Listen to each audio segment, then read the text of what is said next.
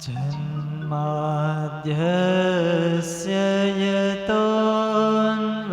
यतोऽन्वयादि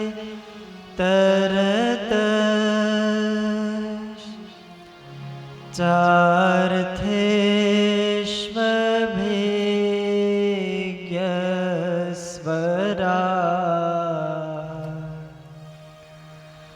तेने ब्रह्महृदाय आदिकवये मुह्यन्ति सूरयः तेजो वारिमृदां यथा विनिमयो यत्र त्रिसर्गो मृषा धाम्ना स्वेन सदा निरस्तकुहकम्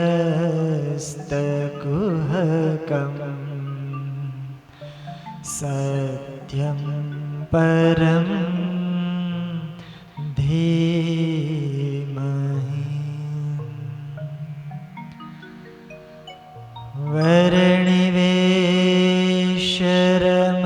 वर्णिवेशरमणीय दर्शनम्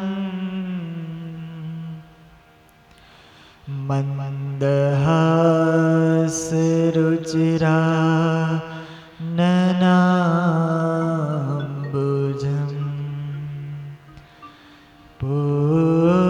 पूजितं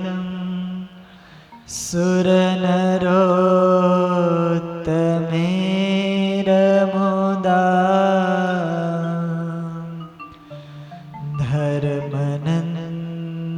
धर्मनन्दनमहं विचिन्तये ॐ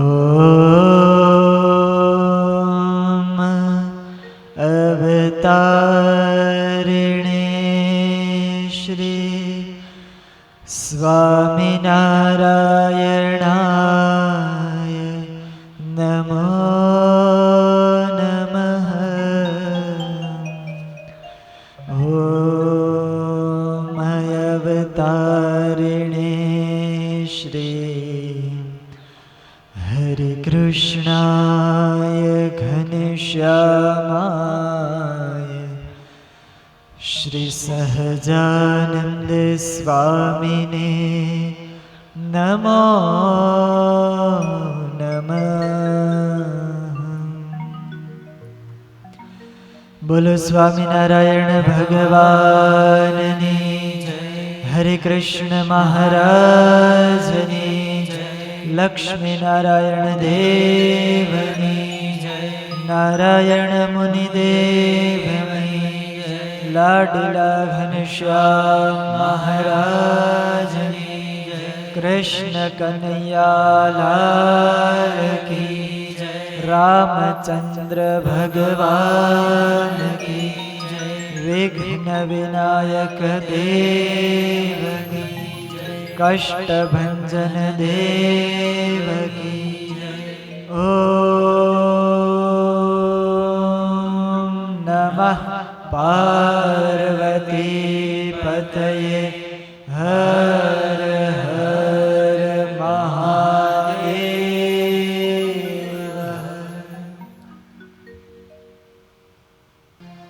दिव्य मंदिर में सुवर्ण सिंहासन आरूढ़ अपना प्राण प्यारा वाला वाला लाडीला श्री घनश्याम महाराज आ दिव्य कथाना प्रणेता साधु गुण संपन्न पूज्यपाद गुरुजी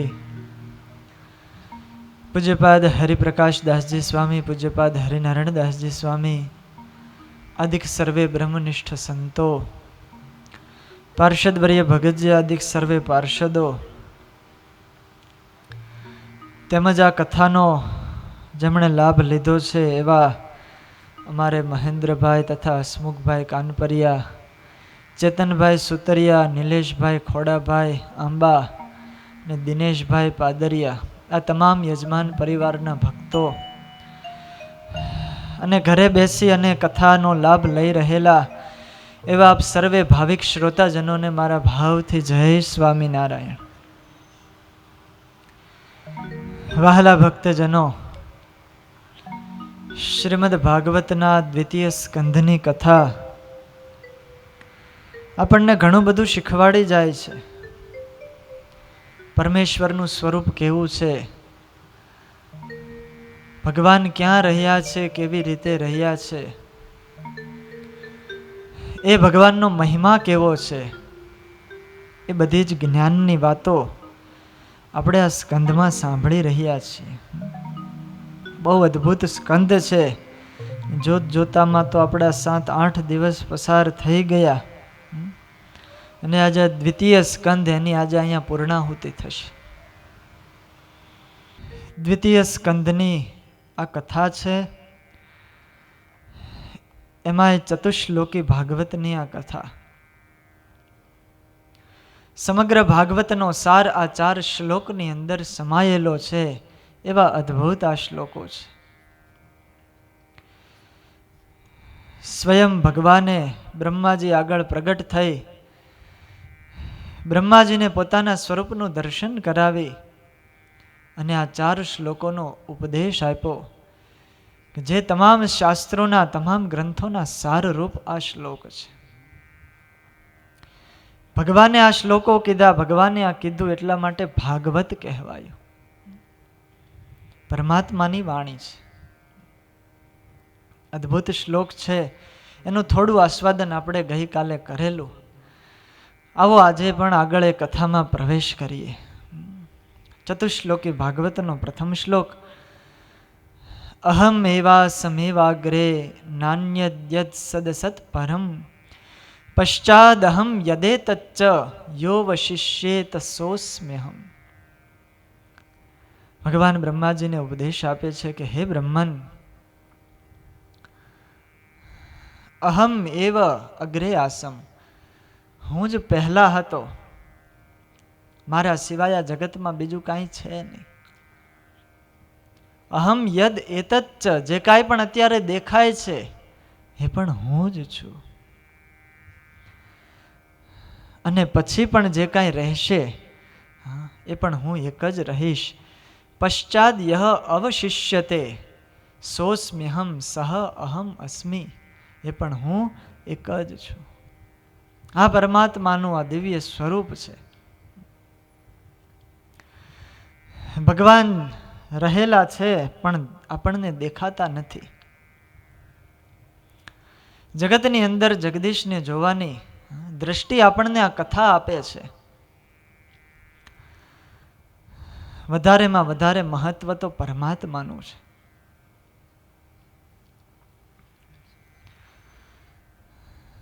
ભગવાન છે. ભગવાન એમ કહે છે કે યદ એતચ્ચ, જે કાંઈ પણ છે હું છું. અને પશ્ચાદ યહ અવશિષ્યતે, આ જગતનો જ્યારે પ્રલય થઈ જશે, કાંઈ પણ બચવા બાકી નહીં પામે, ત્યારે પણ હું એકલો રહીશ. યહ અવશિષ્યતે સોસ્મ્યહમ. શિષ્ય તે બતાવ્યું કે જે શેષ છે. જગતનો નાશ થાય પછી પણ ભગવાન એક શેષ બાકી રહે છે. ભાગાકાર કરીએ આપણે, એમાં શેષ વધે. 5 ભાગ્યા 4 કરો, 4 એકા 4 ને 1 વધે, એ શેષ વધે. એનો પછી ભાગાકાર થાય નહીં, ત્યાં એન્ડ આવી જાય. એ શેષ વધ્યો એ એકડો છે, એને પછી ભાગી શકાય નહીં. એવી જ રીતે જ્યારે કાળ બધાયનો નાશ કરે છે, ત્યારે બધું નાશ થતા થતા છેલ્લે એક શેષ વધે છે. એ પરમાત્મા છે જેને કાળ પણ મિટાવી શકતું નથી. એ પરમ તત્વ છે, કાળ પણ જેનાથી ડરે છે. ભગવાન એક વધે છે અને એ શેષ છે. આ જગતના આદિમાં પણ પરમાત્મા હતા, જગતનો અંત થશે ત્યારે પણ પરમાત્મા એક વધશે, અને આ જગતના મધ્યમાં પણ ભગવાન જ છે, જગત સ્વરૂપ છે. એટલા માટે ભગવાનને આદિ કહેવામાં આવે છે, સર્વના આદિ. જ્યારે કાંઈ નહોતું ત્યારે ભગવાન હતા, એટલે કે આદિ. અને એ પરમાત્મા ક્યારે હતા એની કોઈને ખબર નથી, એટલે ભગવાન અનાદિ છે. આદિ તો છે જ, પણ ક્યારે એ સમયનું કોઈ માપ નથી, એટલે પરમાત્માને અનાદિ કહેવામાં આવે છે. એની ક્યારેય ઉત્પત્તિ થઈ નથી, અને એ પરમાત્માનો ક્યારેય અંત આવતો નથી, એટલે ભગવાનને અનંત કહેવામાં આવે છે. ગીતામાં ભગવાને કીધું, નાંતો નાદિર નચ સંપ્રતિષ્ઠા. પરમાત્માનો અંત નથી, એનો આદિ નથી. 5 તત્વ, 5 ભેદ ભગવાને અનાદિ બતાવ્યા: જીવ, ઈશ્વર, માયા, બ્રહ્મ અને પરબ્રહ્મ. આ 5 ભેદ છે, અનાદિના છે. ભગવાન સ્વામિનારાયણે આ સિદ્ધાંત પૃથ્વી ઉપર પ્રસ્થાપિત કર્યો છે. પરમાત્મા છે કાળથી અબાધિત છે. કાળ તો એને લાગુ પડે કે જે અનિત્ય હોય, જેનો નાશ થવાનો હોય, એ કાળની ગણતરીમાં આવે. પરમાત્મા તો અનિત્ય છે, એનો ક્યારેય નાશ થતો નથી, એટલા માટે કાલાતીત છે, કાલાબાધિત છે. એક સરસ નાનું ઉદાહરણ તમને આપું આ વાક્યને સમજવા માટે, કે ભગવાન કેવી રીતે કાળથી અબાધિત છે. કથાનું જ્યારે આયોજન થાય ત્યારે શરૂઆતમાં પોથીયાત્રા નીકળે. અત્યારે લોકડાઉનમાં બધું બંધ છે, શરૂઆતમાં પોથીયાત્રા નીકળે. હવે એ પોથીયાત્રાના દ્રષ્ટાંત દ્વારા આપણે આ વાક્ય સમજીએ.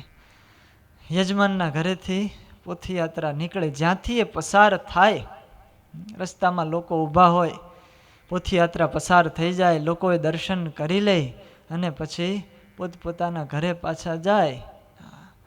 એ લોકો માટે પોથીયાત્રા નીકળી ગઈ આગળ, એ લોકો માટે ભૂતકાળ થઈ ગયો. પોથીયાત્રા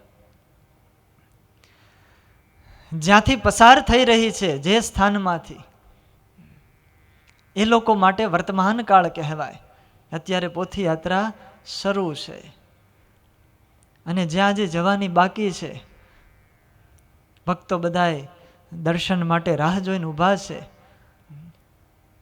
એ લોકો માટે પોથીયાત્રા હજી આવી નથી, એટલે એ ભવિષ્ય કાળ છે, ભવિષ્યમાં આવશે. આ 3 કાળ પડ્યા: ભૂતકાળ, વર્તમાન અને ભવિષ્ય. પણ ક્યારે પડે?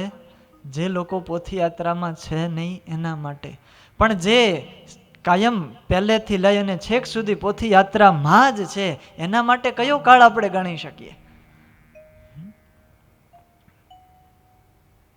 જેમાં ઇન્વોલ્વ જ છે, એમાં જ ભાગ લીધો છે જેમણે, એના માટે કયો કાળ? એ કાલથી અબાધિત છે. પરમાત્મા જગતની અંદર કાયમને માટે નિવાસ કરીને રહ્યા છે. જગત નહોતું ત્યારે પણ ભગવાન હતા, જગત નહીં હોય ત્યારે પણ ભગવાન હશે. એટલા માટે ભગવાન કાળથી અબાધિત છે. ભૂતકાળ અને ભવિષ્ય કાળ કે વર્તમાન કાળ એ પરમાત્મા માટે નથી, કારણ કે એ તો સર્વદા છે અને છે શાશ્વત છે. કાળ તો એને લાગુ પડે. વર્તમાન તો એને કહેવાય કે જેનો ભૂતકાળ હોય અને જેનો ભવિષ્ય કાળ પણ હોય. ભગવાન માટે તો બેમાંથી એક પણ નથી. એ તો સદાય શાશ્વત છે. એ પરમાત્માનું આ દિવ્ય સ્વરૂપ છે.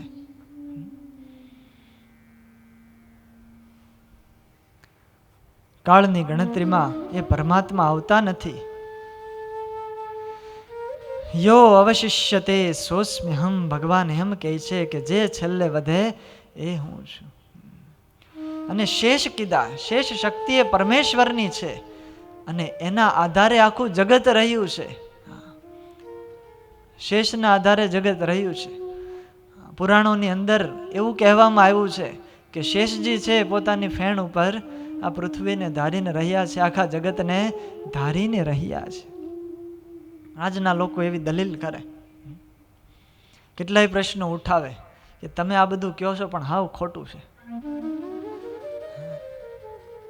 એ લોકો પ્રૂફ બતાવે છે કે અમે અવકાશની અંદર કેટલા ઉપગ્રહો છોડ્યા, રોકેટો છોડ્યા, એના દ્વારા ફોટા પાડ્યા, પણ એ ફોટામાં ક્યાંય એવું આવતું નથી કે મોટો જબરો નાગ હોય, એ ગૂંચળું વાળીને બેઠો હોય, એની ફેણ ઉપર આ પૃથ્વી હોય, એવું દેખાતું જ નથી.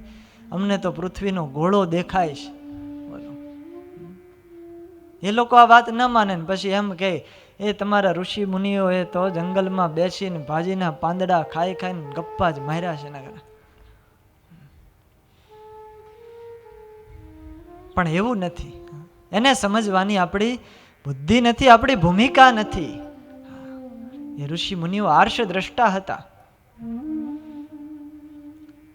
આજના વૈજ્ઞાનિકો સાધનો વડે, ટેલિસ્કોપ વડે પણ જે નથી જોઈ શકતા, એ આપણા સંતો ઋષિઓ ખુલ્લી આંખે હમનમ જોઈ શકતા હતા. એ દિવ્ય ચક્ષુવાળા હતા, હર્ષ દ્રષ્ટા હતા.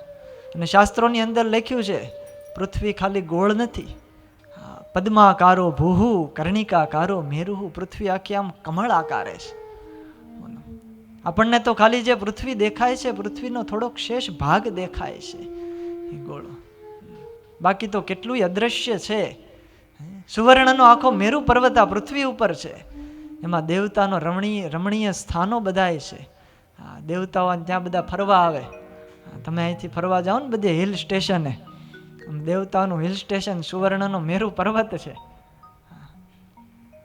અને દેખાતો નથી. 7 સમુદ્રો છે, 7 દ્વીપો છે, પણ મનુષ્યને એ દેખાતું નથી. આપણી ચર્મ ચક્ષુ વડે એ જોઈ શકાતું નથી.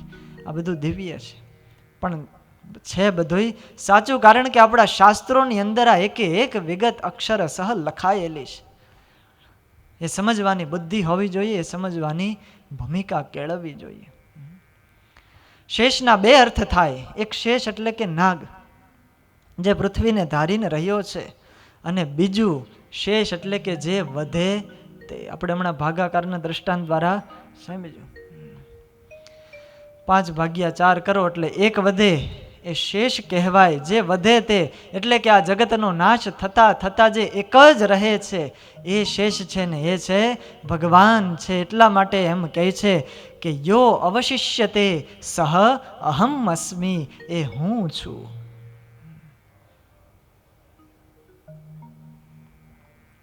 એના આધારે ભગવાન રહ્યા છે. આખું બ્રહ્માંડ એ ભગવાનને આધારે રહ્યું છે. અખિલ બ્રહ્માંડના નાયક પરમાત્મા છે. અને સમય છે, જે કાળ છે, તો સાપેક્ષ છે. લો ઓફ રિલેટિવિટી, એના સિદ્ધાંત ઉપર કાળ કાર્ય કરે છે. કાળને એક દ્રષ્ટિથી ન જોઈ શકાય, એને સાપેક્ષવાદથી જોવો પડે. કારણ કે આજે જે ઘટી રહ્યું છે આપણા માટે વર્તમાન કાળ છે, પણ ગઈકાલે ભવિષ્યકાળ હતું અને આવતીકાલે ભૂતકાળ થઈ જવાનું છે. સાપેક્ષની દ્રષ્ટિએ કાળની ગણતરી થાય છે. એવી જ રીતે વર્તમાન તો જ છે જો ભવિષ્ય અને ભૂતકાળ છે, પરંતુ ભગવાન તો કેવલ એક મૂર્તિ છે, એનું સદાયને માટે અસ્તિત્વ છે. ભગવાનની આગળ ક્યારેય ભૂતકાળ ન લાગે, પરમાત્માની અંદર ક્યારેય ભવિષ્યકાળ ન લાગે. એ તો સર્વત્ર છે. ભૂતપૂર્વ શબ્દ ભગવાન આગળ ન લાગે. આ લોકની અંદર આપણે શબ્દો બોલીએ ને, આ મારા ભૂતપૂર્વ વડાપ્રધાન છે, આ ભૂતપૂર્વ રાષ્ટ્રપતિ છે, કારણ કે થઈ ગયા, હવે નથી. હવે એનો કાંઈ ઓર્ડર ચાલે? જ્યાં સુધી એની સીટ ઉપર હતા ત્યાં સુધી જે ઓર્ડર કરે એટલે તરત બધાએ માનવો પડે. એકવાર સીટ ઉપરથી ઉતરી ગયા પછી એનું કાંઈ ચાલે નહીં. એટલે ભૂતપૂર્વ વ્યક્તિઓ પાછળ લાગે છે, પણ ભગવાનને એમ ન કહી શકાય. ભગવાન રામચંદ્રજી આજથી વર્ષો પહેલા થઈ ગયા, શ્રી કૃષ્ણ પરમાત્મા વર્ષો પહેલા થઈ ગયા, પણ એમને કહેવાય કે ભૂતપૂર્વ શ્રી રામચંદ્ર ભગવાન કે ભૂતપૂર્વ શ્રી કૃષ્ણ નારાયણ. એ ભગવાન આગળ ન લાગે, કારણ કે એ તો સદાયને માટે છે. એવું કોઈ અણુ નથી કે એની અંદર પરમાત્મા ન હોય. એ તો ખાલી આ લોકની અંદર આવ્યા છે, આવિર્ભાવ એનો થયો છે, લીલાઓ કરી અને વળી પાછા અંતર ધ્યાન થયા છે. આ એક એની લીલા છે. બાકી પરમાત્મા તો આદિ અને અંતથી રહિત છે. એ ભગવાન બ્રહ્માજીને કહે છે કે હે બ્રહ્મન, વો મેં હું. પરમાત્મા આવા છે.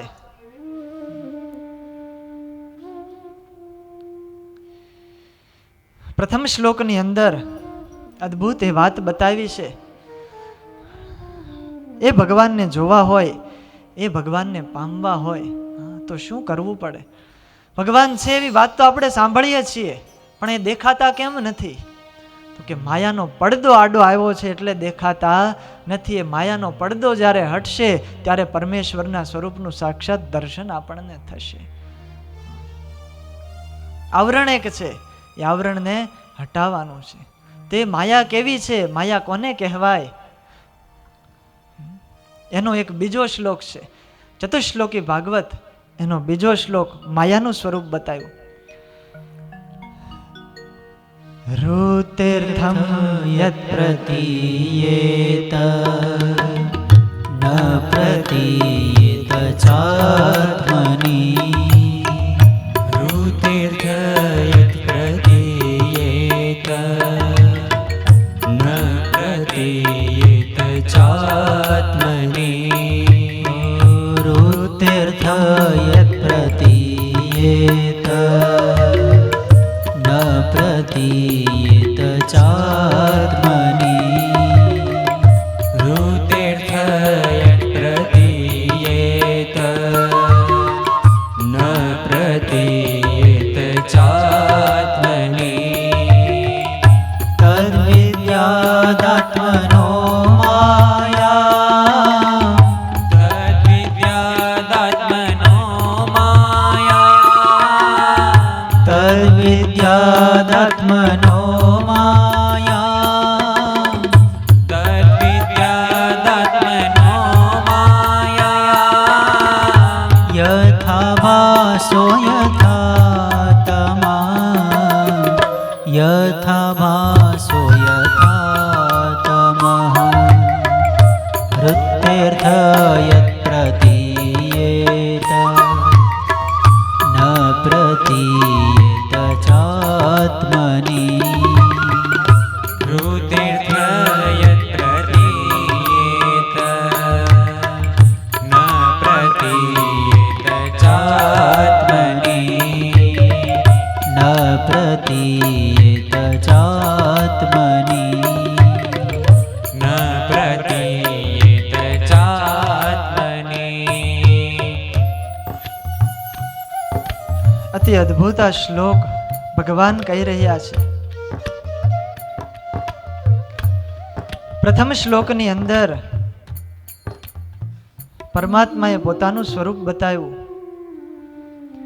એ ભગવાન કેવા છે?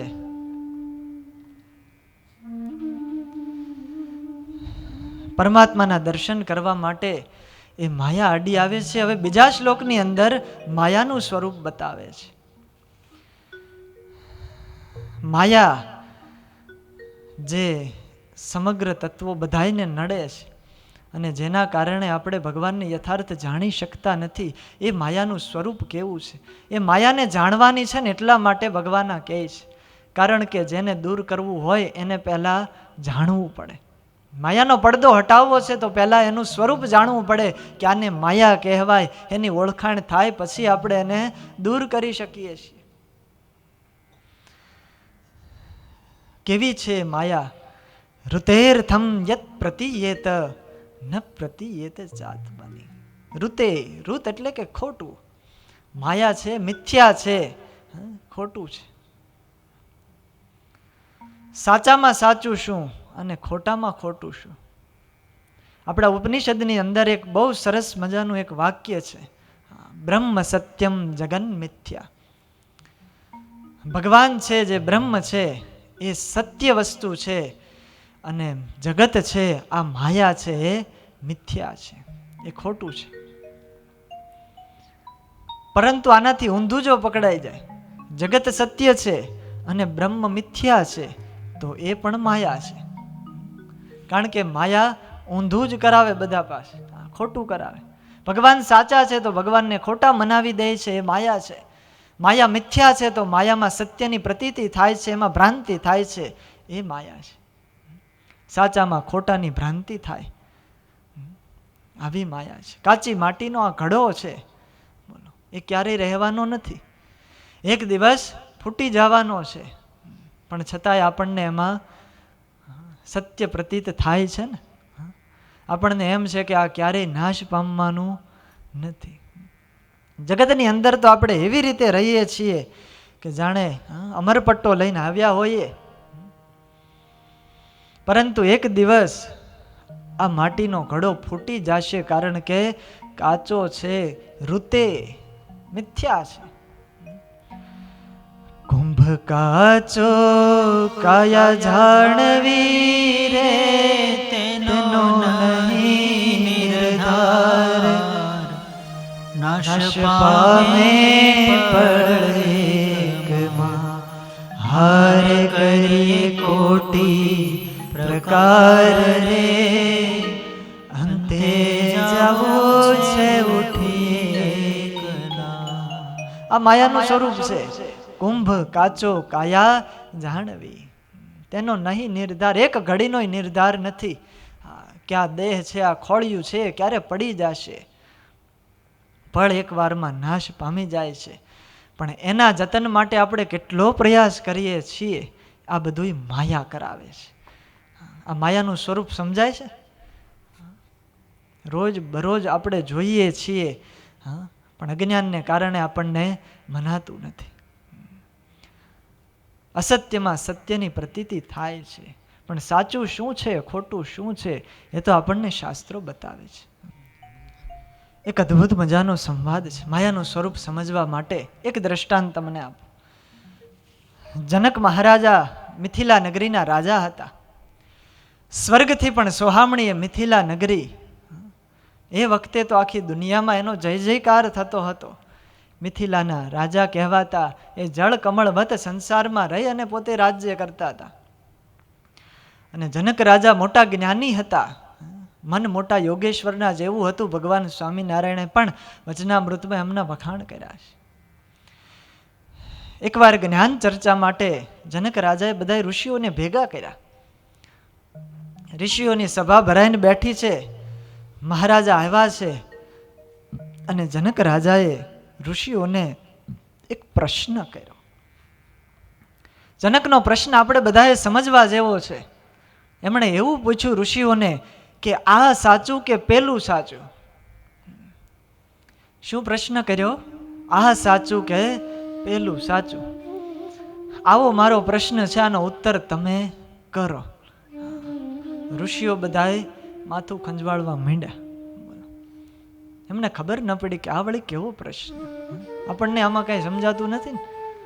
આ સાચું કે પેલું સાચું? આ શું પ્રશ્ન, શું કહેવા માંગે છે?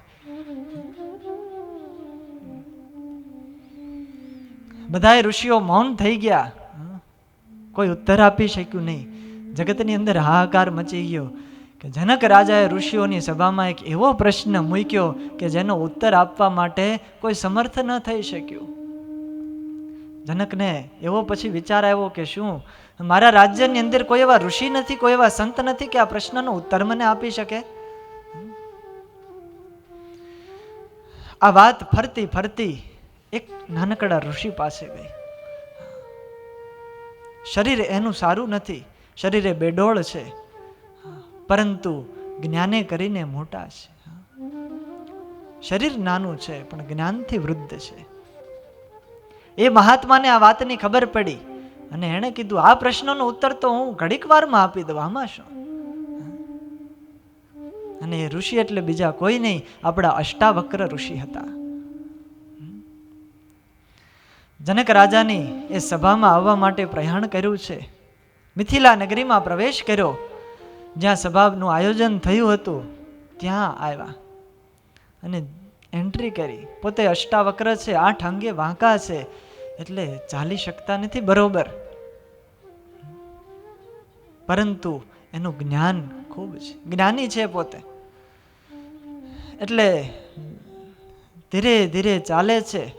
લડથતા એવામાં જ્યાં અચાનક એક દાદરો આવ્યો અને પગથિયું ચૂકાઈ ગયું, તે પડી ગયા. અષ્ટાવક્ર ઋષિ આમ જ્યાં પડ્યા ત્યાં આ બાજુ બધા ઋષિઓ એમને જોતા હતા અને હસવા લાગ્યા. ખડખડાટ હાસ્ય કર્યું. અષ્ટાવક્ર ઋષિ તો પોતે ધીરે રહીને ઊભા થયા અને એ ઋષિઓને હસતા જઈને પોતે પણ હસવા લાગ્યા. જનક મહારાજાને આશ્ચર્ય થયું કે આ ઋષિ કેમ હશે.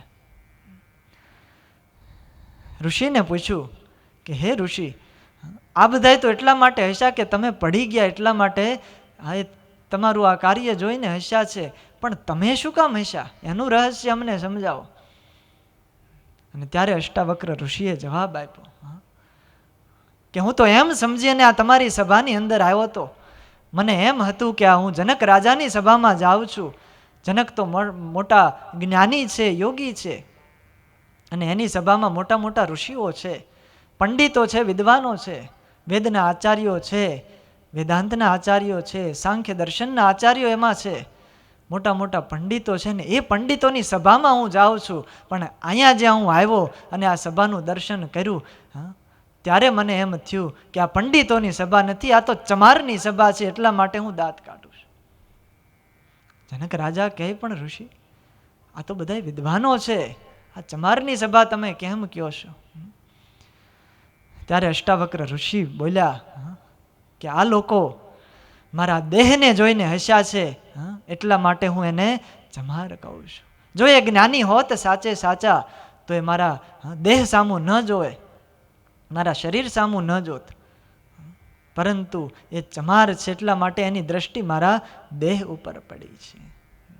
જ્ઞાની છે વાલા ભક્તજનો, એ તો રૂપને જોવે છે, સ્વરૂપને જોવે છે, અને સ્વરૂપને જે જોવે છે એ જ આનંદિત થાય છે.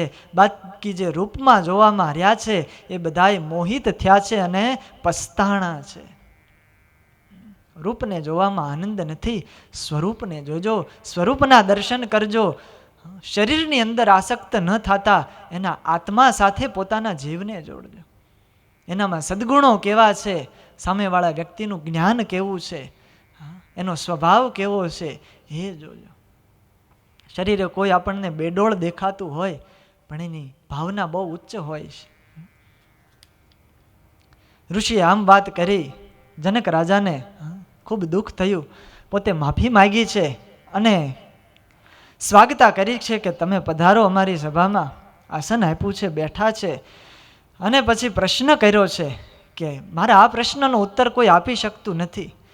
અષ્ટાવક્ર ઋષિ કહે હું પળવારની અંદર આપું. જો આ ઋષિ કેવા છે, જેના ઉપર લોકો હસતા હતા પણ એને આ પ્રશ્નનો ઉત્તર આવડે છે. એનું જ્ઞાન એવું છે, શરીર ભલે સારું નથી પણ જે મોટા મોટા પંડિતોને પણ ભૂલાવે એવા પ્રશ્નનો ઉત્તર એમને આવડે છે. અને પછી અષ્ટાવક્ર ઋષિએ કીધું છે, જનકે પ્રશ્ન કર્યો આ સાચું કે પેલું સાચું? ઋષિએ એટલું કીધું, જેવું આ એવું તે, અને જેવું તે તેવું આ. આટલો જ ઉત્તર કર્યો. જનક રાજા સમજી ગયા અને વાહ વાહ કરી અને ઋષિના ચરણોમાં ઢળી પડ્યા. તમે આજ મારો સાચો ઉત્તર આપ્યો છે મારા પ્રશ્નનો. જનક મહારાજા તો ખૂબ રાજી થયા, પણ બીજા બધા જે સભાજનો હતા એને આશ્ચર્ય થયું કે આ પ્રશ્ને સમજાણો નહીં અને ઉત્તરે સમજાણો નહીં. તમને સમજાણો કે નહીં?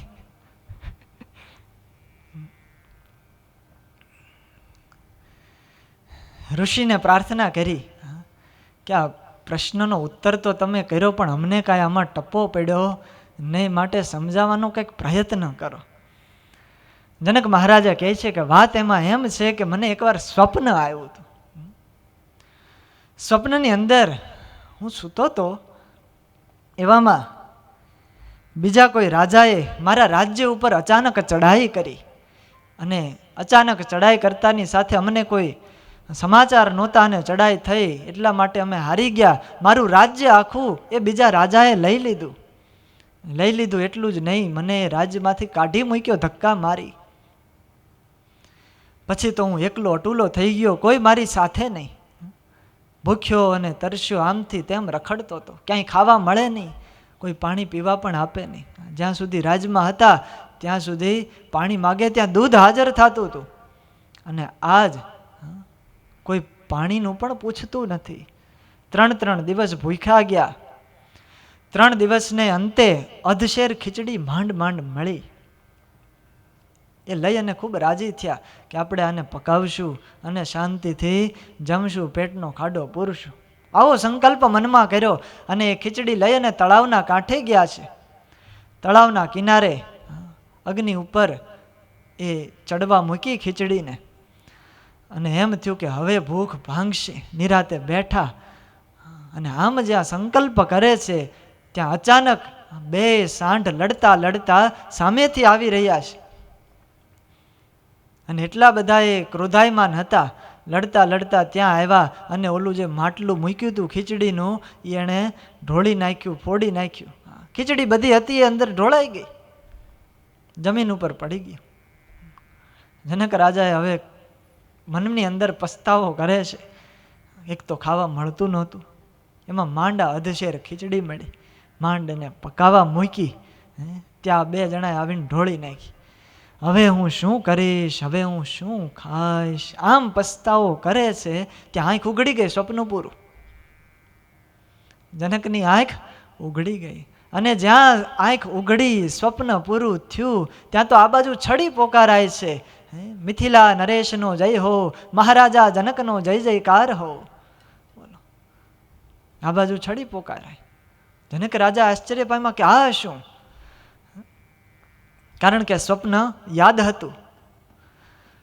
મનની અંદર વિચાર આવ્યો, અધશેર ખીચડી માટે વલોપાત કરતો એ રાજા જનક એ હતો અને આ રાજા, આ મિથિલા નગરીનો ધણી આ જનક.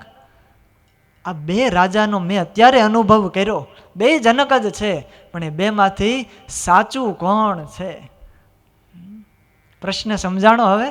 આ સાચું કે તે સાચું? જે સ્વપ્નની અંદર મેં જોયું એ સાચું છે કે બહાર જે દેખાઈ રહ્યું છે એ સાચું છે?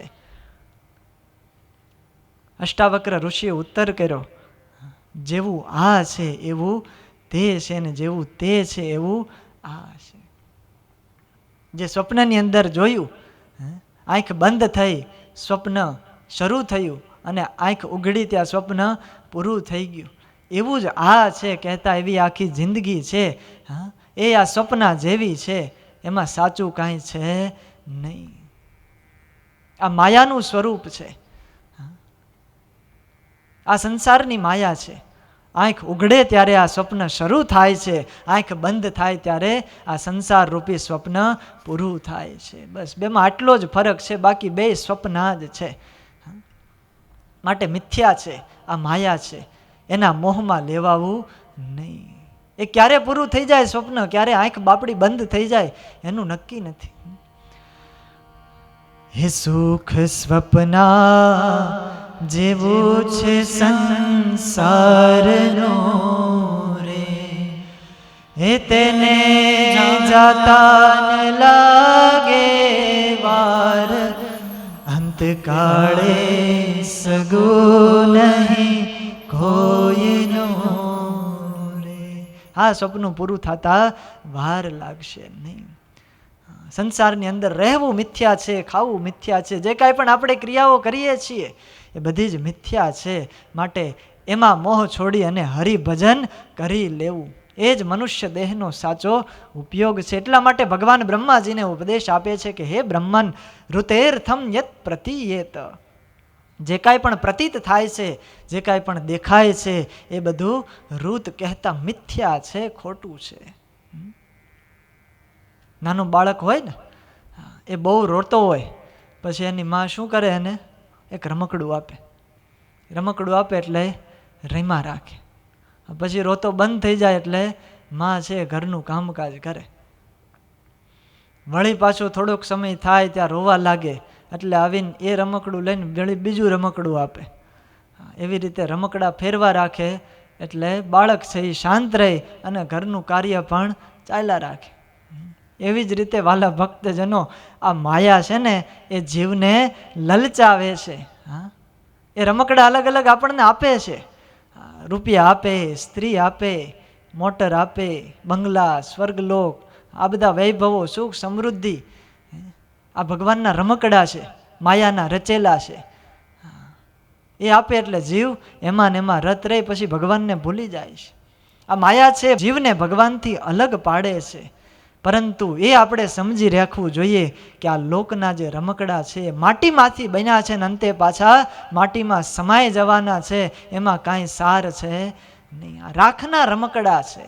બહુ અદ્ભુત બે પંક્તિઓ છે, આપણે સાંભળીએ.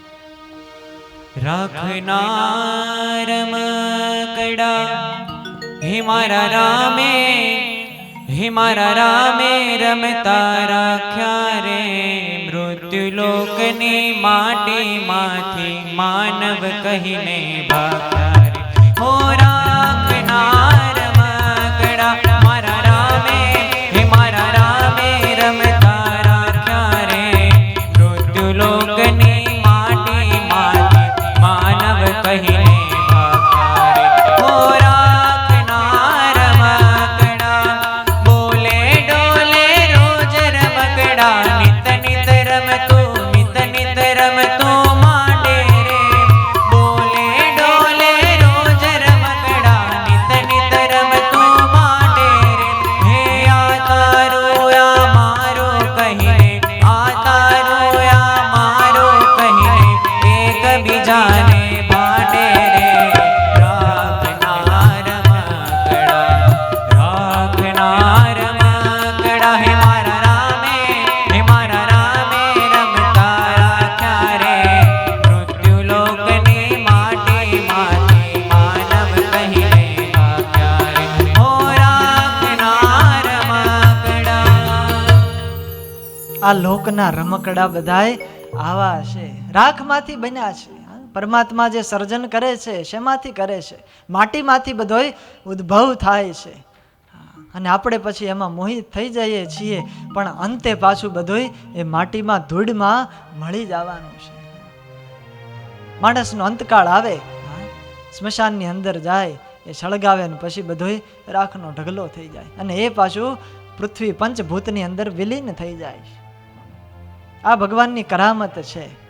મૃત્યુ લોકની માટીમાંથી માનવ કહીને ભાગ્યા. બધું જ ભગવાને માટીમાંથી બનાવ્યું છે. ખાલી રંગ રૂપ થોડા અલગ અલગ બધાયના કર્યા છે, એટલા માટે આપણને એમાં મોહ થાય છે. પણ એ બધાયનો અંત એકવાર આવવાનો છે. એ માયારૂપી પડદો આડો છે આપણને, એટલા માટે ભગવાન છે એ દેખાતા નથી. પરમાત્માને જોવા હોય તો આ જે માયાનું સ્વરૂપ આપણે સમજ્યા છીએ, એ માયાને મિથ્યા જાણી, ખોટી જાણી, અને જે સત્ય સ્વરૂપ પરમાત્મા છે એમાં આસક્ત થઈએ, એ ભગવાનનું ભજન કરીએ, ભગવાનમાં લગ્ની લગાડીએ, તો આ માયા છે દૂર થશે અને ભગવાનનું સુખ આવશે. વળી પાછા ભગવાન ત્રીજા શ્લોકની અંદર અદ્ભુત વાત બતાવે છે, પોતાનું સ્વરૂપ કહે છે. યથા મહાન્તિ ભૂતાની ભૂતેષુ ચાવચેશ્વનો, યથા મહાન્તિ ભૂતાની ભૂતેષુ ચાવચેશ્વનો, યથા મહાન્તિ ભૂતાની ભૂતેષુ ચાવશેશ્વનો, યથા મહાન્તિ ભૂતાની ભૂતેષુ ચાવચેશ્વનો, પ્રવિષ્ટાન્ય પ્રવિષ્ટાની પ્રવિષ્ટાન્ય પ્રવિષ્ટાની પ્રવિષ્ટાન્ય પ્રવિષ્ટાની પ્રવિષ્ટાન્ય પ્રવિષ્ટાની તથા તેષુ ન તેષ્વહં, તથા તેષુ ન તેષ્વહં, યથા મહાન્તિ ભૂતાની ભૂતેષુ ચાવચેશ્વનો, યથા મહાન્તિ ભૂતાની ભૂતેષુ ચાવચેશ્વનો.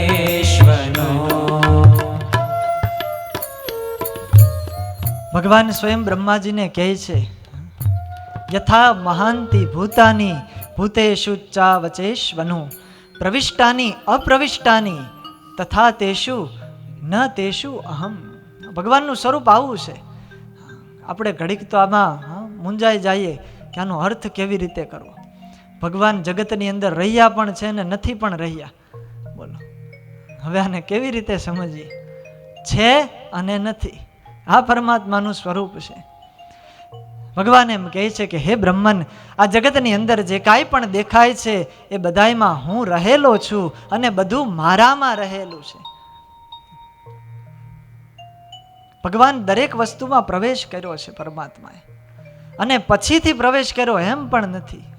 જ્યારે એનું સર્જન થયું ત્યારે જ પરમાત્માએ અંતર્યામી રૂપે કરીને એમાં પ્રવેશ કર્યો. ત્યારે જ આપણે કાર્ય કરવા માટે સક્ષમ થઈએ છીએ.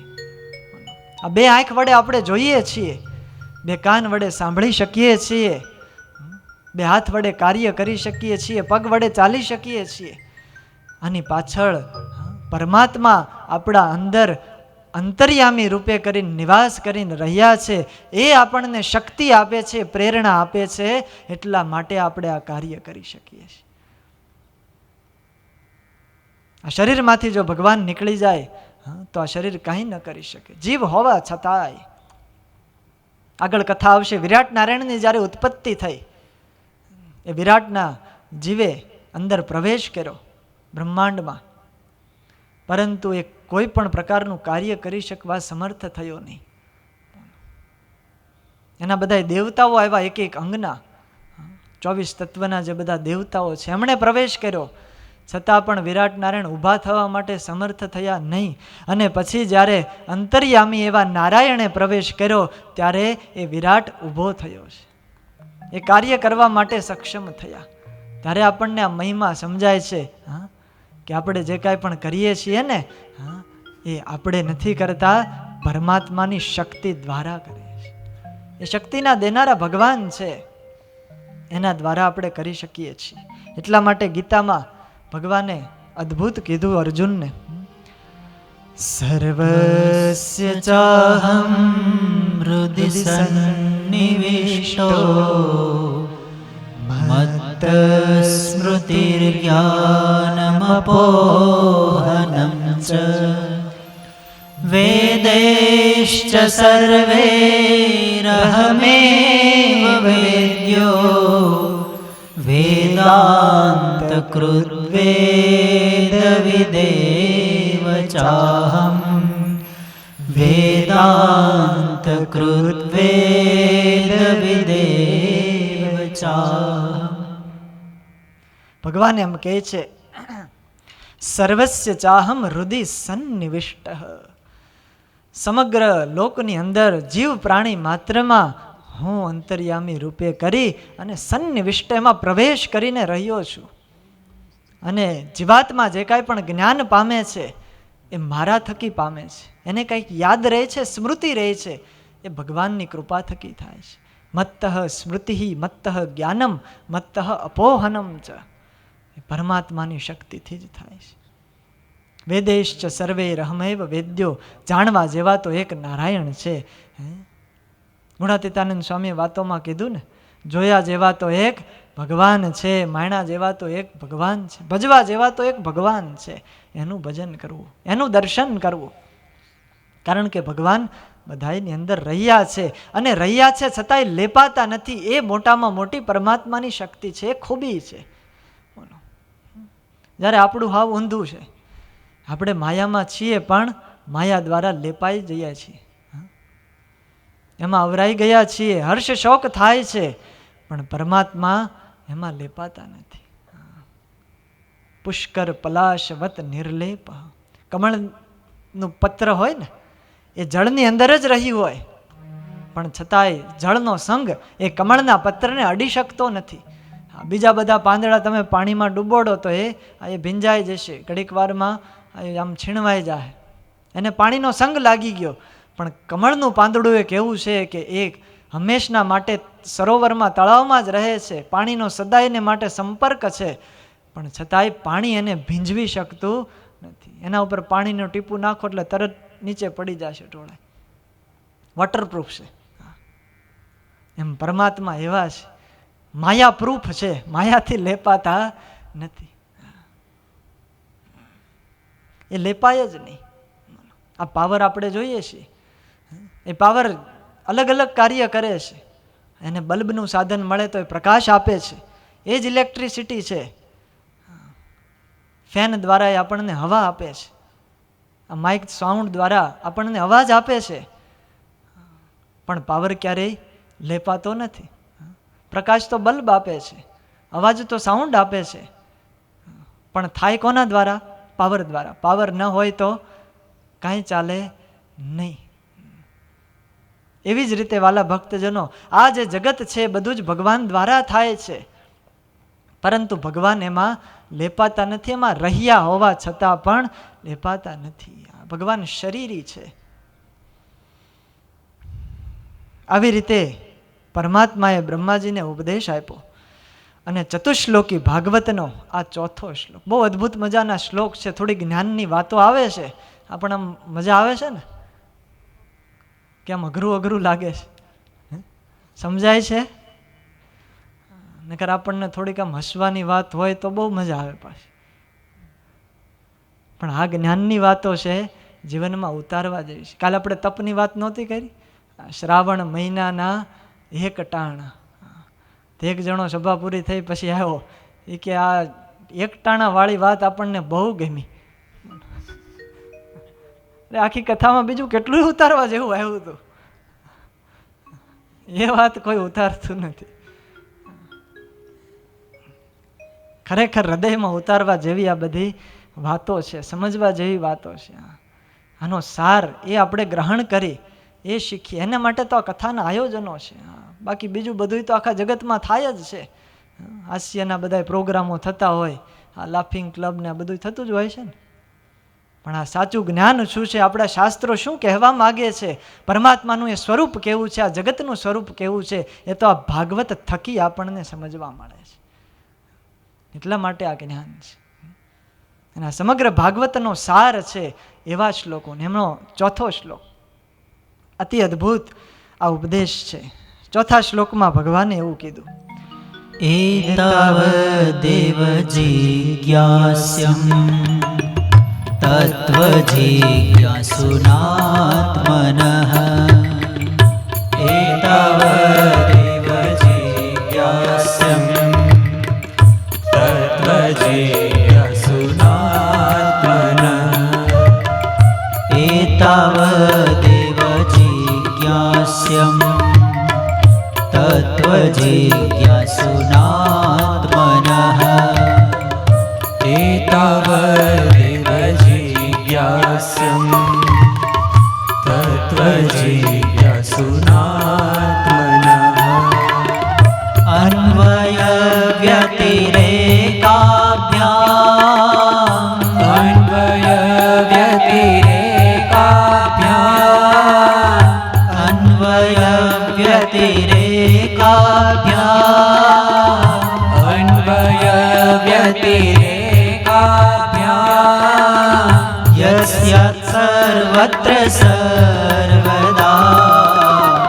यस्यात् सर्वत्र सर्वदा एतावदेव जिज्ञास्यं तत्त्वजिज्ञासुनात्मनः एतावदेव जिज्ञास्यं तत्त्वजिज्ञासुनात्मनः। અદ્ભુત વાત ભગવાને બતાવી કે હે બ્રહ્માજી, એતાવદેવ જિજ્ઞાસ્યમ તત્વ જિજ્ઞાસુનાત્મનઃ, જેને જાણવાની બહુ ઈચ્છા હોય, જે જિજ્ઞાસુ વ્યક્તિ હોય, અને શું જાણવું જોઈએ આ શ્લોકની અંદર આપણને કહી દીધું ભગવાન. અન્વય વ્યતિરેકાભ્યામ, પરમાત્માનું સ્વરૂપ એવું છે, એ અન્વય છે અને વ્યતિરેક પણ છે. અન્વય એટલે કે ભેગું, વ્યતિરેક એટલે કે જુદું. ભગવાન છે આ જગતનું સર્જન કરે છે, જગતમાં રહ્યા છે, એટલે ભગવાન જગતની અંદર અન્વય છે. અને અન્વય થકા પણ વ્યતિરેક છે, કહેતા જગતમાં રહ્યા થકા પણ પોતાના દિવ્ય ધામની અંદર એ દિવ્ય મુક્તો પાર્ષદોએ સહિત વીંટળાયેલા થકા અક્ષરધામમાં સ્વતંત્ર થકા બિરાજમાન છે. એ પરમાત્માનું વ્યતિરેક સ્વરૂપ છે. મહારાજે વચનામૃતની અંદર આવી ઘણી વાતો કરી છે. પ્રથમનું 7મું વચનામૃત, વડતાલનું 7મું વચનામૃત, સાળંગપુરનું 5મું વચનામૃત. આ વચનામૃતોની અંદર ભગવાને અન્વય અને વ્યતિરેકની વ્યાખ્યાઓ કરી છે. પરમાત્માનું અન્વય સ્વરૂપ કેવું છે, વ્યતિરેક સ્વરૂપ કેવું છે. જીવ, ઈશ્વર, માયા, માયાના કાર્ય જે અનંત કોટી બ્રહ્માંડો, એની આ બધી રચનાઓ છે. અક્ષર બ્રહ્મ, એની વિશે પણ ભગવાન અંતર્યામી રૂપે કરીને રહ્યા છે. એ ભગવાનનું અન્વય સ્વરૂપ છે. બોલો, આ એક આશ્ચર્યની વાત છે કે જે અંદર હોવા છતાં પણ બહાર છે ને બહાર હોવા છતાં પણ અંદર છે. આવું ભગવાન સિવાય કોઈમાં સંભવી શકે નહીં. આપણે અહીંયા સભામાં બેઠા છીએ, હવે આપણે અત્યારે અહીંયા છીએ, બહાર છીએ નહીં. અને બહાર હોય તો 2 સ્વરૂપ કરવા પડે. આપણે અત્યારે અહીંયા છીએ, બહાર નથી. અને જો અહીંયાથી બહાર જશું તો અંદર નહીં હોઈએ. પણ ભગવાન એવા છે જે બહાર પણ છે ને અંદર પણ છે. અંદર રહ્યા થકા પણ બહાર છે. એ ભગવાન છે. અન્વય થકા વ્યતિરેક છે. કાર્ય અને કારણ રૂપ એ ભગવાન છે, છતાં પણ કાર્ય થકી પર છે. આ બહુ સમજવા જેવી વાત છે. ધ્યાન છે સુનના એ બાત.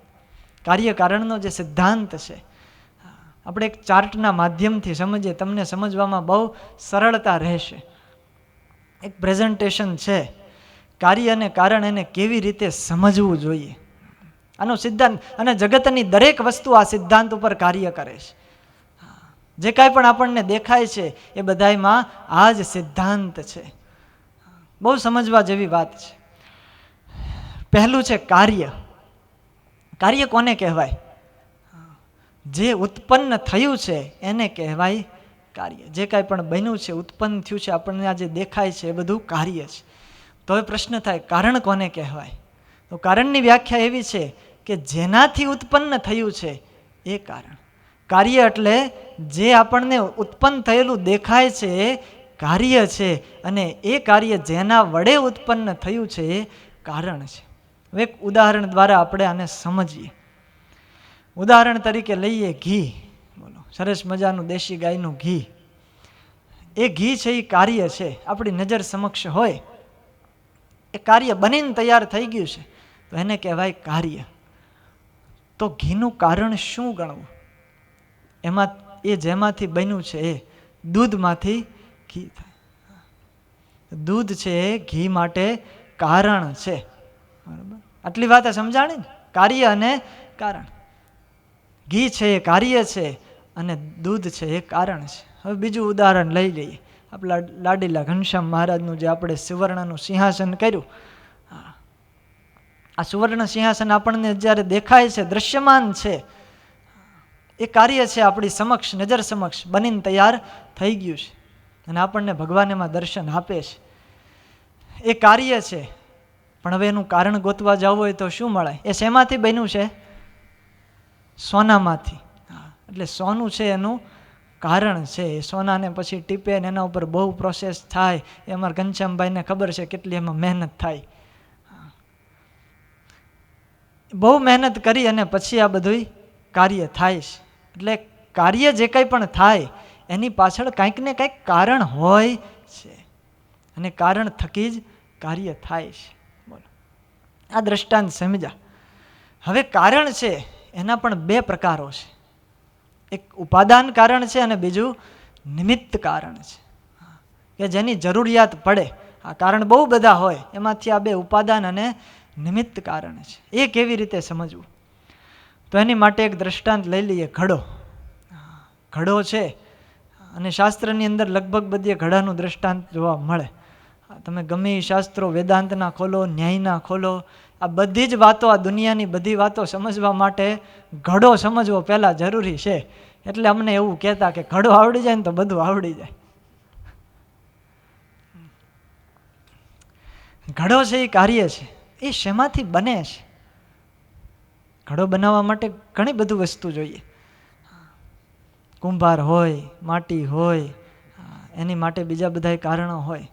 એમાં જે માટી છે એ માટી છે ઉપાદાન કારણ કીધું કે માટીમાંથી ઘડો બને છે. અને બીજું નિમિત્ત કારણ એટલે કુંભાર. કુંભાર હોય તો જ ઘડો બને. માટી કારણ છે ને કુંભાર બે કારણ છે, પણ માટીને લાવીને ઢગલો કરીને મૂકી દો, ઘડો બની જાય? એની માટે પ્રોસેસ કરવી પડે, એની માટે કુંભાર જોઈએ. એટલે કુંભાર જ્યારે બનાવે ત્યારે એ ઘડો બને છે. એટલે કુંભાર છે એ નિમિત્ત કારણ થયું અને માટી છે એ ઉપાદાન કારણ થયું. એટલે એક કાર્ય છે એના કારણ ઘણા બધા છે, અલગ અલગ છે. હવે આપણને આજે દુનિયા દેખ આ કાર્ય કારણનો આટલો સિદ્ધાંત છે. હવે દરેક વસ્તુની અંદર આપણે આ સિદ્ધાંત લગાડી શકીએ. મેં અહીંયા તમને ખાલી 2-3 ઉદાહરણ આપ્યા. હવે આપણે જે સમજવાનું છે આ દ્રષ્ટાંતમાંથી, આ ભગવાનનો મહિમા સમજવા માટે આ દ્રષ્ટાંત બહુ ઉપયોગી થાય છે. પરમાત્મા અહીંયા જગત રચ્યું, આપણને જે કાંઈ પણ અત્યારે દેખાય છે બ્રહ્માંડની અંદર, નદીઓ દેખાય, પર્વતો દેખાય, આ ભગવાનની અવનવી સૃષ્ટિઓ દેખાય, એમાં આપણને આશ્ચર્ય થાય છે. એ આખું કાર્ય છે. આ જગત છે એ આખું એક કાર્ય છે. આ પૃથ્વી છે એ આખું કાર્ય છે. તો હવે એના બનાવનારા પણ કોઈક હોવા જોઈએ. જેવી રીતે ઘડો એમને બની જતો નથી, એને બનાવનારો કુંભાર છે ને એના થકી બને છે. એમાં જગત આપણને દેખાય છે તો એને બનાવનારા પણ કોક છે, અને એ મારો પરમાત્મા છે, એ ભગવાન છે, એના દ્વારા જગત બને છે.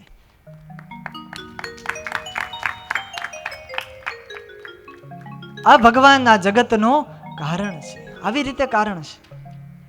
અને કારણ આપણે બે જોયા, નિમિત્ત કારણ અને ઉપાદાન કારણ. બે અલગ અલગ હતા, પણ ભગવાનનું એવું છે કે આ જગતનું રચના પરમાત્મા કરે છે, એના નિમિત્ત કારણે ભગવાન છે ને ઉપાદાન કારણ પણ ભગવાન છે. આ ભગવાનની શક્તિ છે. બાકી કુંભાર ઘડો બનાવે, માટીમાંથી બનાવે, પણ કુંભાર કાયમને માટે ઘડા સાથે રહેતો નથી. એક ઘડો બનાવીને એક બાજુ મૂકીને પોતે વળી પાછો વયો જાય, કે ઘડો પોતાની હારે નારે કાયમ રાખે, એવું જોવા મળ્યું નથી. આ નિમિત્ત કારણ છે. એટલે પોતાનું કંઈક નિમિત્ત પૂરું થઈ જાય એટલે એ વસ્તુથી છૂટા થઈ જાય. પણ પરમાત્મા તત્વ એવું નથી. આ જગતનું ભગવાને સર્જન કર્યું છે, પોતામાંથી કર્યું છે, એટલે ઉપાદાન કારણ છે. અને ભગવાન પોતે આ કાર્ય કરી જગતની અંદર પોતે અન્વય થકા રહ્યા છે, એટલા માટે ભગવાન નિમિત્ત કારણ પણ છે. એટલે નિમિત્ત અને ઉપાદાન કારણ બંને ભગવાન છે. ભગવાને જગત બનાવી અને જગતની અંદર નિવાસ કર્યો છે. માટે આ જગતની અંદર જગદીશને જોવાની કોશિશ કરીએ, એવી દ્રષ્ટિ આપણે કેળવીએ. કારણ કે પરમાત્મા બધે છે અને બધું ભગવાનનું છે. Everything is his and he is everywhere. બધે ભગવાન છે. એટલા માટે આ શ્લોકે હદ કરી નાખ્યો. પરમાત્માએ જે વાક્ય કીધું છે, અન્વય વ્યતિરેકાભ્યામ યત સ્યાત સર્વત્ર સર્વદા, હે બ્રહ્મન, હું આ જગતની અંદર અન્વય વ્યતિરેકપણે હંમેશને માટે અને કાયમને માટે બધી જ જગ્યાએ રહ્યો છું. એવું કોઈ તત્વ નથી, એવું કોઈ અણુ નથી કે જ્યાં ભગવાન ન રહ્યા હોય. એવો કોઈ સમય નથી કે જે સમયે ભગવાન ન રહ્યા હોય. ભગવાન બધે જ છે, અહીંયા છે અને અત્યારે જ છે. પણ એને જોવાની દ્રષ્ટિ આવી જોઈએ. જ્ઞાનને પ્રગટ કરવું પડે. સબ ઘટ મેરો સાઈયા, ખાલી ઘટ નહીં કોઈ, બલિહારી ઉસ ઘટ કી જા ઘટ પ્રગટ હોય. એ સંતને ધન્યવાદ છે, એ મહાપુરુષોને ધન્યવાદ છે કે જેણે પોતાના હૃદયની અંદર એ સર્વેશ્વરને પ્રગટ કર્યા છે, એનું દર્શન અખંડ કરે છે. આવી રીતે વાલા ભક્તજનો, આ ચતુશ્લોકી ભાગવતનો ઉપદેશ ભગવાન નારાયણે બ્રહ્માજીની આગળ પ્રથમ વાર કર્યો, અને એનો જ વિસ્તાર એટલે કે આ શ્રીમદ ભાગવત શાસ્ત્ર છે. અદ્ભુત આ બધા શ્લોકો છે, ખૂબ સાંભળતા આપણને આનંદ આવે છે. ત્યારબાદ પરમાત્માએ કીધું છે, હે બ્રહ્મન, તમે આ સિદ્ધાંત તમારા હૃદયમાં સ્થિત કરીને રાખજો, જેથી કલ્પાંતરોની અંદર પણ તમે ગમે એટલું સર્જન કરશો, હા છતાં પણ તમે એમાં મોહિત નહીં થાવ, તમે એમાં લેપાશો નહીં. અને આ જ્ઞાન જે તમને થયું છે મારી કૃપાથી થયું છે. પરમાત્માએ આવો ઉપદેશ આપી અને ભગવાન ત્યાંથી અંતર્ધાન થયા છે. બ્રહ્માજીએ 2 હાથ જોડી મનોમન ભગવાનને પ્રણામ કર્યા છે. ત્યારબાદ બ્રહ્માજીએ આ સૃષ્ટિની રચના કરી. જે આપણને દેખાય છે, જે સૃષ્ટિમાં આપણે રહ્યા છીએ, એ સૃષ્ટિની રચના બ્રહ્માજીએ કરી. શુકદેવજી મહારાજ કહે છે કે હે પરીક્ષિત રાજન, એકવાર બ્રહ્માના પુત્ર એવા નારદજી, પોતે પણ મહાજ્ઞાની છે અને બ્રહ્માના પુત્ર છે, એટલે પુત્ર ભાવે પિતાની સેવા કરે છે. અત્યંત વિનયથી, સંયમથી પિતાને રાજી કરવા માટે સેવા કરે છે. અને એની સેવા જોઈ અને સ્વયં બ્રહ્માજી આજ રાજી થઈ ગયા, પ્રસન્ન થયા છે. અને એનો રાજીપો જોઈ અને નારદજીએ પ્રશ્ન કર્યો છે. નારદજીએ જે પ્રશ્ન કર્યો, હે પરીક્ષિત રાજન, એ જ પ્રશ્ન આજ તમે મને કર્યો છે. અને એનો જ ઉપદેશ આ ચતુશ્લોકી ભાગવત છે. બ્રહ્માજીએ એ ચતુશ્લોકી ભાગવત નારદજીને સંભળાવ્યું છે. નારદજીએ પણ એ ચતુશ્લોકી ભાગવત વેદ વ્યાસજીને સંભળાવ્યું. એ કથા આપણે પ્રથમ સ્કંદમાં સાંભળી ચૂક્યા છીએ. અને સ્વયં વ્યાસ ભગવાને આ જ 4 શ્લોકનો વિસ્તાર કરી અને 18,000 શ્લોકની રચના કરી. એ જ આ શ્રીમદ ભાગવત મહાપુરાણ છે. બોલીએ ભાગવત ભગવાન કી જય.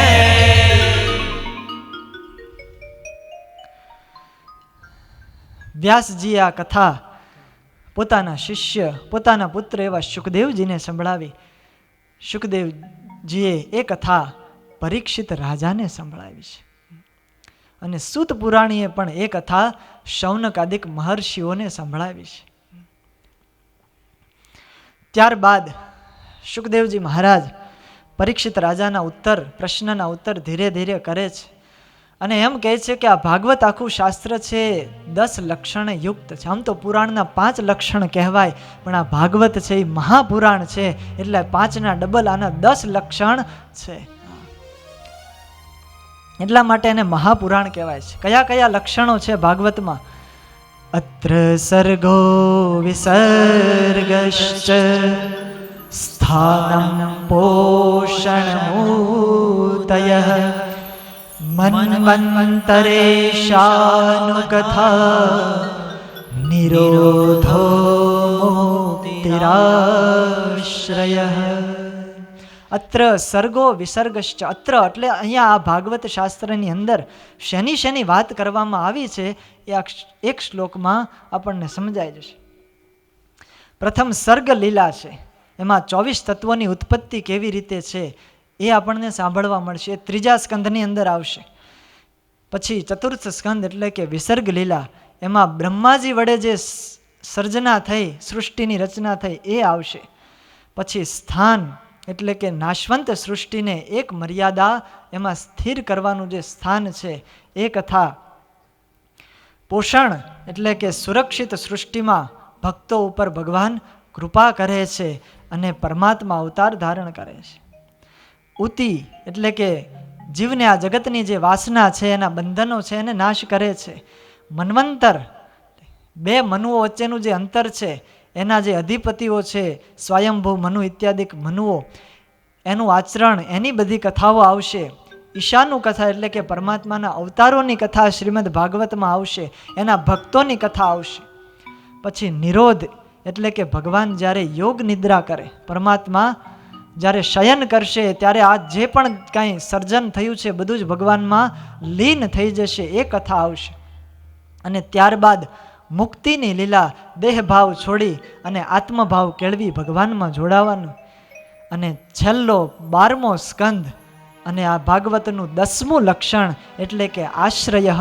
ચરાચર વિશ્વની ઉત્પત્તિ જે તત્વ થકી થાય છે, જગતની સ્થિતિ જેના થકી થાય છે અને જગતનો લય જેના થકી થાય છે, એ ભગવાન આ અનંત કોટી બ્રહ્માંડના આધાર છે, આશ્રય છે.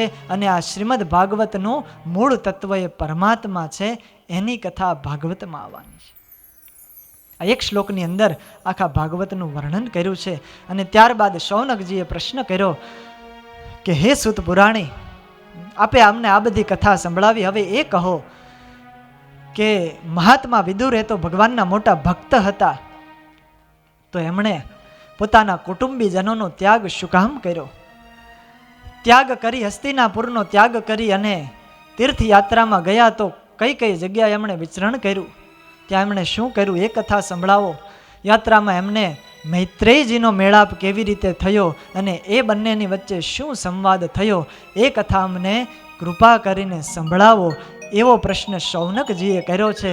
અને સૂત પુરાણી શૌનકજીને ઉત્તર આપે છે કે પરીક્ષિત રાજાએ પણ આ જ પ્રશ્ન કર્યો હતો અને એ શુકદેવજી પરીક્ષિત રાજાને જે કથા કહેશે, આ બધી મહાભારતની વિદુરની જે ગૃહત્યાગની કથા છે, મૈત્રેયજીએ જે ઉપદેશ આપ્યો છે, આ સૃષ્ટિની રચના છે, કપિલ ભગવાનના અવતારની કથા છે, વરાહ અવતારની કથા છે, એ બધી જ કથા તૃતીય સ્કંધની અંદર આવશે. અત્યારે અહીં આ દ્વિતીય સ્કંધ પૂર્ણ થાય છે. આવો જય જયકાર સાથે આપણે જે કાંઈ પણ આ દ્વિતીય સ્કંદ સાંભળ્યો છે એ પુષ્પ પરમાત્માના ચરણોમાં આપણે અર્પણ કરીએ. બોલો સ્વામિનારાયણ ભગવાનની જય. કૃષ્ણ કનૈયા લાલ કી જય.